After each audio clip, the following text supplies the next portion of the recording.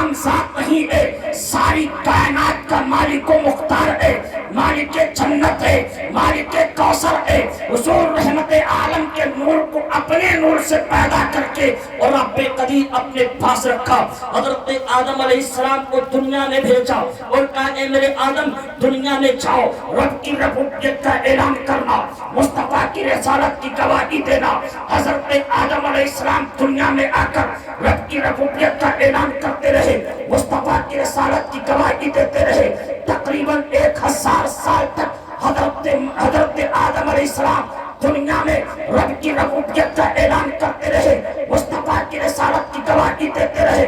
جب حضرت آدم کی رسالت کا وقت قریب آیا، حضرت آدم اپنے بیٹے کو اپنے قریب کرتے تھے، حضرت شیس علیہ السلام سے کہتے ہیں اے میرے بیٹے تم نے میری زندگی دیکھ لی ہے، میں ایک روشنی پہ کام کرتا رہا، رب کی ربوبیت کا اعلان کرتا رہا، مصطفیٰ کی رسالت کی گواہی دیتا رہا۔ اے میرے بیٹے تو پوری زندگی رب کی ربوبیت کا اعلان کرنا، مصطفیٰ کی رسالت کی گواہی دینا۔ حضرت شیس علیہ السلام رب کی ربوبیت کا اعلان کرتے رہے، مصطفیٰ کی رسالت کی گواہی دیتے رہے۔ جب حضرت شیس علیہ السلام کی رسالت کا وقت قریب ہوا، حضرت شیس علیہ السلام اپنے بیٹے کو اپنے قریب کیے اور کہا اے میرے رخت جگر، اے میرے نور نظر، تو نے میری زندگی کو دیکھ لی ہے، میں ایک روشنی پہ کام کرتا رہا، رب کی ربوبیت کا اعلان کرتا رہا، مصطفیٰ کی رسالت کی گواہی دیتا رہا۔ اے میرے بیٹے تو بھی اپنی پوری زندگی ایک روشنی پہ کام کرنا، رب کی ربوبیت کا اعلان کرنا، مصطفیٰ کی رسالت کی گواہی دینا۔ حضرت شیس علیہ السلام کے بیٹے نے پوری زندگی رب کی ربوبیت کا اعلان کیا، مصطفیٰ کی رسالت کی گواہی دی۔ جب ان کے رسالت کا وقت قریب آیا، انہوں نے اپنے بیٹے کو قریب کیا اور کہا اے میرے لخت جگر، اے میرے نور نظر، تو نے میری زندگی دیکھ لی ہے، میں ایک روشنی پہ کام کرتا رہا، رب کی ربوبیت کا اعلان کیا، مصطفیٰ کی رسالت کی گواہی دی۔ اے میرے بیٹے تو بھی پوری زندگی رب کی ربوبیت کا اعلان کرنا، مصطفیٰ کی رسالت کی گواہی دینا۔ حضرت شیس علیہ السلام کے بیٹے نے اپنے بیٹے کو جو نصیحت کی، انہوں نے پوری زندگی ایک روشنی پہ کام کیا، رب کی ربوبیت کا اعلان کیا، مصطفیٰ کی رسالت کی گواہی دی۔ الغرض تمام انبیاء کرام تقریباً 1,24,000 انبیاء کرام سے زائد لوگ آ کر کے سب نے رب کی ربوبیت کا اعلان کیا، مصطفیٰ کی رسالت کی گواہی دی۔ حضرت عیسیٰ علیہ السلام کے بعد 500 سال کا عرصہ گزر گیا، کوئی نبی دنیا میں تشریف نہیں لایا، پوری دنیا اندھکار میں تھی، پوری دنیا تاریکی میں تھی، پوری دنیا میں کفر و ضلالت عام ہو چکی تھی، اللہ اکبر، پوری دنیا میں تاریکی چھائی ہوئی تھی۔ حضرت عیسیٰ علیہ السلام کے بعد کوئی نبی دنیا میں تشریف نہیں لایا تھا، پوری دنیا کفر و ظلمت کی شکار بن چکی تھی۔ اللہ اکبر، ایسے ماحول میں پروردگار عالم چاہتا ہے کہ اب اپنے محبوب کو بھیجا جائے، نبی کو بھیجا جائے۔ پورے نبی ایک روشنی پر کام کرتے رہے، لیکن جب نبی کی باری آئی، مصطفیٰ کی باری آئی، ساری کائنات کے مالک و مختار کی باری آئی، تو نبی کو کوئی روشنی نہیں دی گئی، بلکہ نبی کو سراپا روشنی بنا کر بھیجا گیا۔ مصطفیٰ کریم کی شان میں اعلیٰ حضرت عظیم البرکت مجدد دین و ملت، قاطع کفر و ضلالت، ماحی بدعت، امام احمد رضا خان فاصلے بریلوی رحمت رضوان تحریر فرماتے ہیں سب چمک والے اچھلوں نے چمکا کیے، سب چمک والے اچھلوں نے چمکا کیے، اندر شیشوں میں چمکا ہمارا۔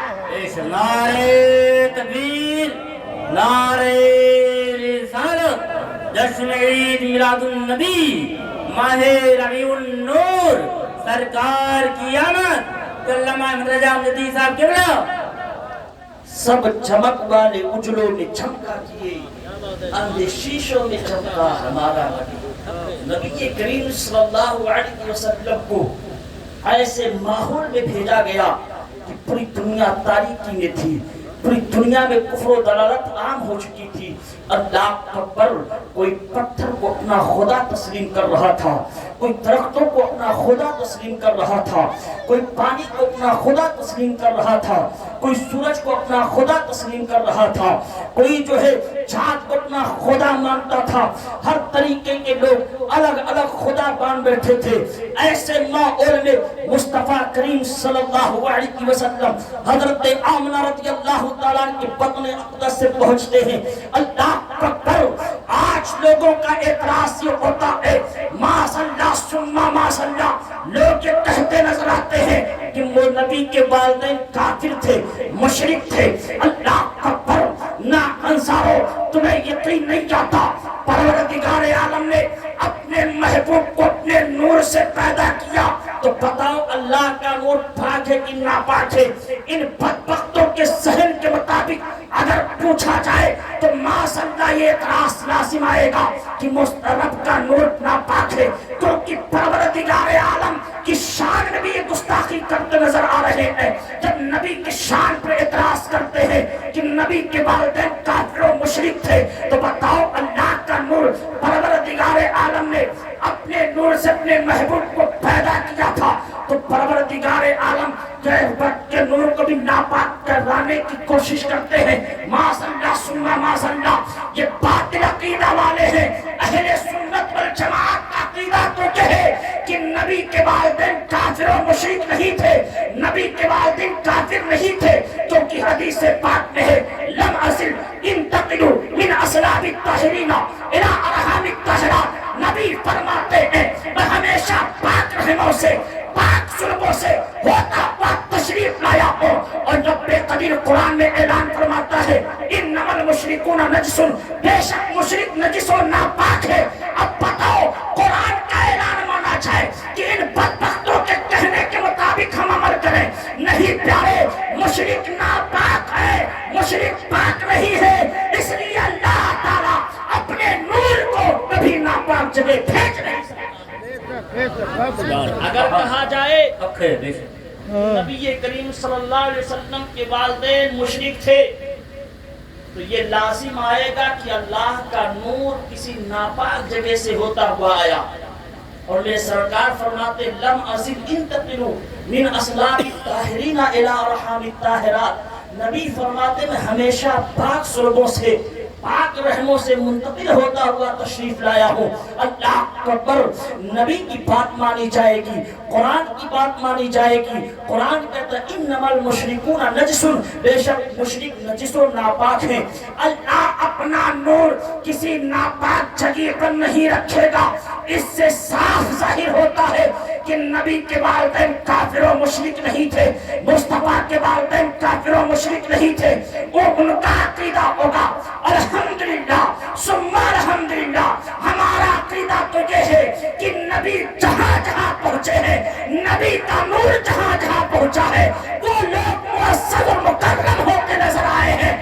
نبی کا نور حضرت عبد المطلب کے سلم میں رہا ہے، حضرت عبداللہ کے سلم میں رہا ہے، حضرت آمنہ رضی اللہ تعالیٰ عنہ کے بطن اقدس میں رہا ہے۔